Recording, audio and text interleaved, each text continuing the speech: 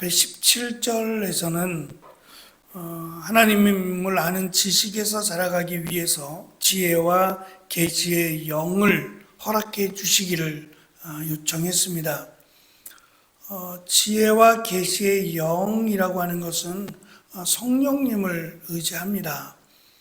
그러니까 하나님을 아는 지식에서 자라가려면 우리가 노력하지 말라 그런 말은 아니지만 반드시 성령께서 우리와 함께 하심, 그리고 성령께서 우리와 함께 하기 위해서는 반드시 예수 그리스도를 믿어야 합니다.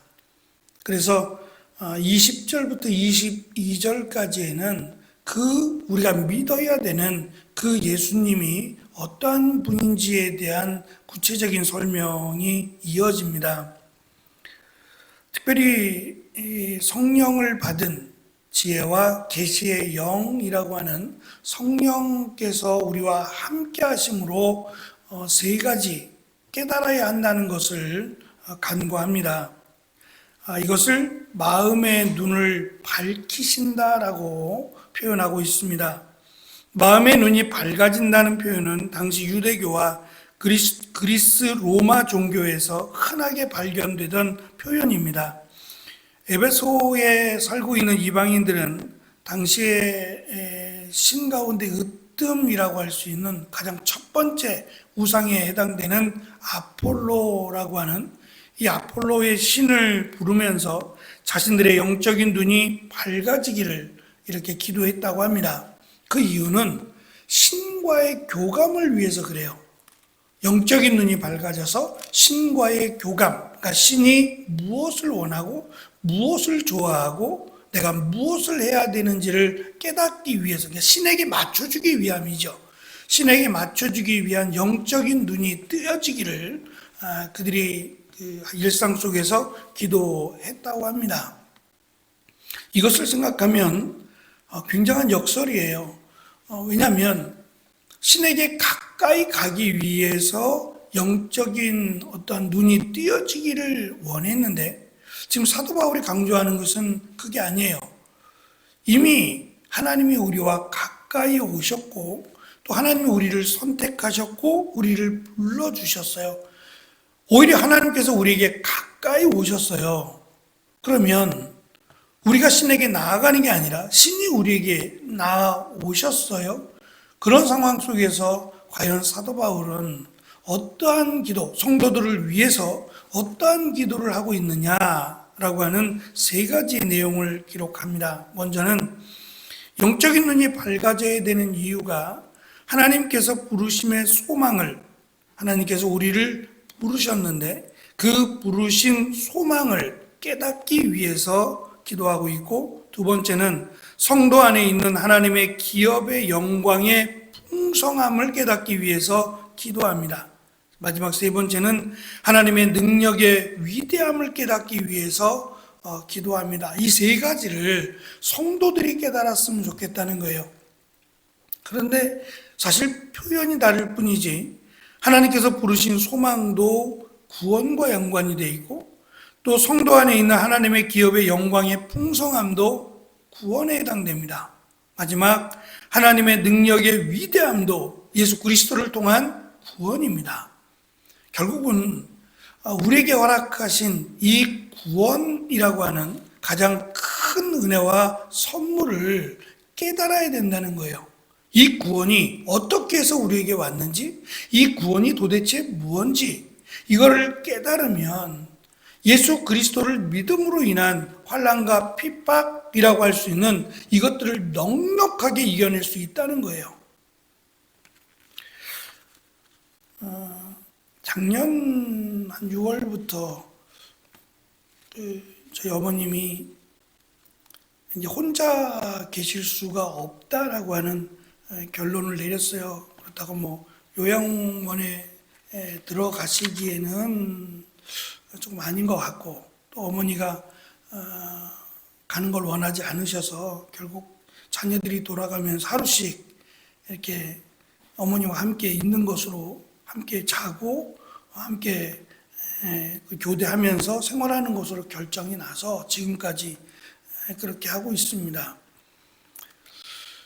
벌써 6개월이 넘은 시간이 지나가면서 뭐 약도 드시고 있고 하지만 세월은 어쩔 수 없는 것 같아요. 이미 90이 넘으셨으니까 그런 것도 있고 또 뭐 많지는 않지만 그래도 일주일에 하루 정도 같이 이 어머니랑 생활하면서 인간의 나약함, 인간의 연약함, 인간의 쇠약함 이런 것들을 피부로 느껴요. 그러니까 같이 있으면 정말 어린아이가 된 것 같고 보살펴서 키웠던 것들이 이제 보살핌을 받아야 되니까 그러한 모습들을 돌아보게 돼요.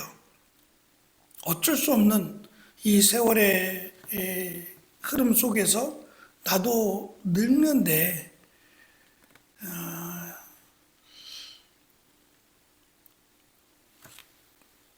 어머니의 모습을 보면서 그 모습이 곧 내가 차이는 있겠지만 내가 보여야 될 모습이다라는 생각하니까 물론 남 같지도 않고 또 한편으로는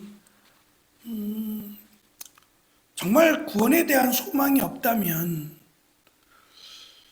우리가 이 땅을 살아가는데 무슨 의미가 있을까? 특별히 내가 무언가를 해야 될 일이 없을 때, 할 수 없을 때, 누군가의 도움이 절실하게 필요할 때에 구원에 대한 소망마저 없다면 삶의 의미가 있겠나?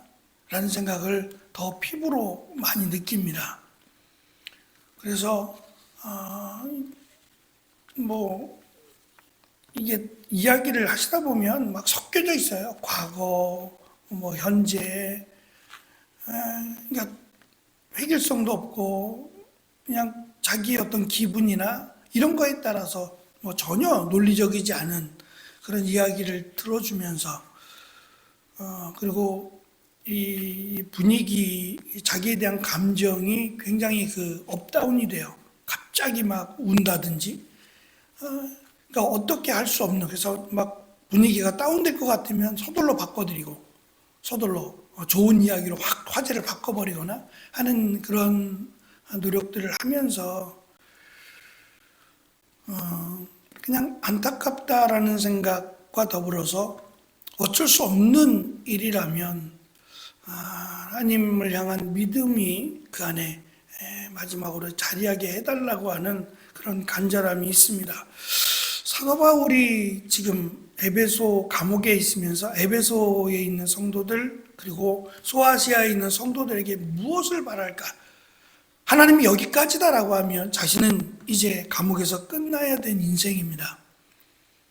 하나님께서 너는 앞으로 로마까지 갈 거야 라고 하는 구체적인 내용을 말씀하지 않았다면 사도 바울은 이 감옥이 마지막일지도 모르고 자신이 이 편지를 보내고 있는 이 편지의 내용이 마지막이 될 수도 있어요.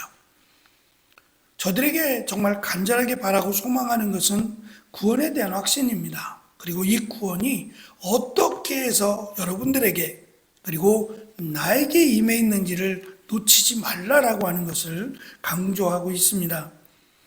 특별히 이 세 가지가 구원에 관련된 이 세 가지가 모든 믿는 사람들을 향하고 있다라는 것을 강조합니다.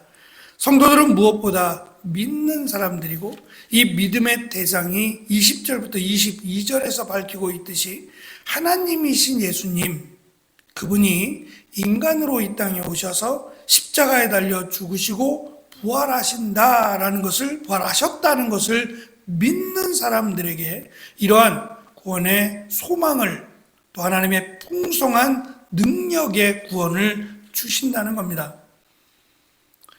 그래서 하나님의 위대하심 또 하나님의 능력을 가장 잘 설명할 수 있는 것이 바로 구원입니다.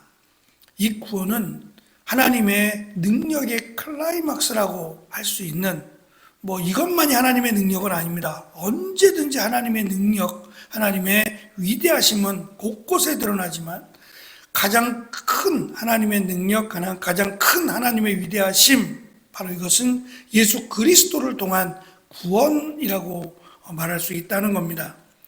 하나님의 전능하심과 위대하심이 예수 그리스도를 통하여 시작되었고 성취될 날이 이를 것입니다. 그때까지 예수 그리스도를 믿는 믿음에서 자라가기를 사도 바울은 간구하고 기도하고 있습니다.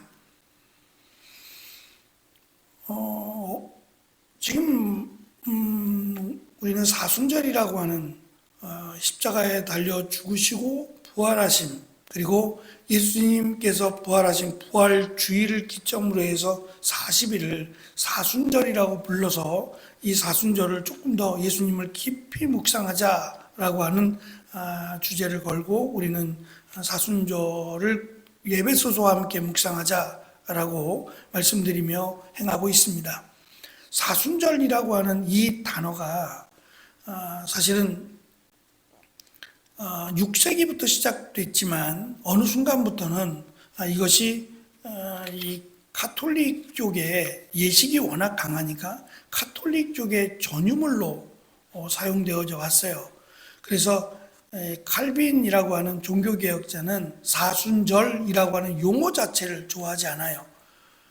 왜 꼭 사순절이냐? 30일은 안 되냐? 50일은 안 되냐? 365일은 안 되냐? 하며 이 사순절에 대해서, 그러니까 뚜렷하게 대조가 되는 사순절이라고 하면 뭔가 사순절이 엄숙하고 절제되고 금욕적이고 하는 이러한 모습이, 그럼 부활주일 끝나고 나면 우리하고는 사순절이 상관없는 거냐? 예수님의 십자가와 부활은 더 이상 우리와 관련이 없는 거냐? 그렇듯 행하고 있는 모습이 가식적이고, 이것은 자칫 샤머니즘적인 요소도 많다라고 하면서 마치 경기하듯이 사순절에 대해서 좋은 그런 이미지를 보이지 않았어요. 그러니까 이것에 영향을 받고 사순절이라는 표현을 쓰지 말자라고 총회에서 결의를 1980년대에 결의를 했습니다. 그렇게까지 의미를 두는 건 아니고, 저희는 늘 예수님의 십자가 부활을 우리가 늘 365일 강조해야 되고, 예수님의 부활주의를 기념하여 지키기 때문에 조금 더 부활주일이 가까이 옴에 대해서 조금 더 의미를 두자라고 하는 그런 의미에서 사순절을 말씀드립니다. 지금 AI 시대라고 합니다. 이제 정말 AI가 운전할 때가 다가올 겁니다. 급속하게 다가올 텐데, 이 AI가 생각하고 추론하는, 생각하고 무언가를 데이터를 내주는 것에 압도적입니다. 정말 대단할 정도, 입을 벌려 대단하다라고 말할 정도로 빠르게 진화되고 있는데요. 조금 더 최근에 발표된 그 논리에 의하면 이제는 AI가 생각하는 데서 그치지 않고 행동한다고 합니다. 무슨 말이냐면, 전에는 내가 요리하고 싶은데 라고 하면 여러 가지 이제 전제를 주죠. 나는 매운 거 싫어, 나는 이런 게 좋아 하고 쭉 내가 원하는 요리를 쭉 데이터를 해주면 이 요리를 만드는 방법을 만들어줘요. 이것은 얼마큼, 이건 얼마큼, 이건 얼마큼 넣어주면 1인분이 이렇게 만들어질 겁니다 라고 온갖 데이터를 가지고 조합을 해서 이렇게 만들어 준다는 거죠. 근데 이제는 요리를 해준답니다. 나는 이런 걸 좋아해, 이거 사고 싶은데 이러한 최소한의 가격으로 이것을 사고 싶어 라고 하면 쭉 살펴보고 나서 쇼핑까지 해준답니다. 결제도 다 해줘서 그 물건이 나에게 오기까지 만들어 준답니다. 그러니까 행동하는 것까지 이제는 AI가 발전해 나간다고 해요. 그러니까 그러기 위해서는 많이 생각하고 이것을 그 데이터를 만들어 내려면 이제 우리가 흔히 말하는 슈퍼컴퓨터라는 것이 곧 필요하리라는 거고, 이 슈퍼컴퓨터가 가정 안에 들어오게 될 거라는 거죠. 이러한 급속도로 발전하는 사회 속에서 저는 인간이 해야 될 일들을 이제 기계가 해줄 날이 곧 올 겁니다. 우리가 잘 아는 것처럼 톨게이트를 지나갈 때 절반 정도 그 이상은 자동으로 인식해서 차가 지나가게 되죠. 점점 사람이 해야 될 일들이 줄어들 거란 얘기입니다. 그러나 이 AI가 할 수 없는 일이 있어요. AI는 시키는 일만 하고 그것과 관련된 일들을 본인이 추진해 나가지만 사람의 섬세한 감정이나 그 사람처럼 행동하는 일에는 반드시 한계가 옵니다. 특별히 교회 안에서 성도들과의 관계라든지 하나님 말씀으로 함께 자라가게 한다는 것은 분명한 AI의 한계가 옵니다. 그렇다면 하나님께서 인간을 하나님의 형상을 담아서 만드신 그 하나님의 은혜, 그것은 AI가 할 수 없는 유일한 영역이 될 수도 있다는 거죠. 사도 바울이 지금 원하는 것은 단순한 편지를 읽게 하라는 게 아닙니다. 그들을 돌아보라는 것이고 그들과 함께 해야 된다는 것을 강조하기 위해서 그들 역시도 하나님의 구원을 받은 소중한 존재라는 것을 의도적으로 암시하며 강조합니다. 나도 그렇지만 지체가 된 성도들 모두가 다 예수 그리스도를 통해서 구원받은 하나님의 소중한 자녀들, 백성들이다라는 것을 강조하고 있습니다. 이것을 행하는 것이 하나님을 아는 지식에서 자라가는 것이다 라고 하는 것을 강조하고 가르쳐주고 있습니다. 오늘도 하나님을 아는 지식에서 하나님으로부터 받은 은혜 가운데 자라가는 귀한 하루가 되시기를 축원합니다. 기도하겠습니다.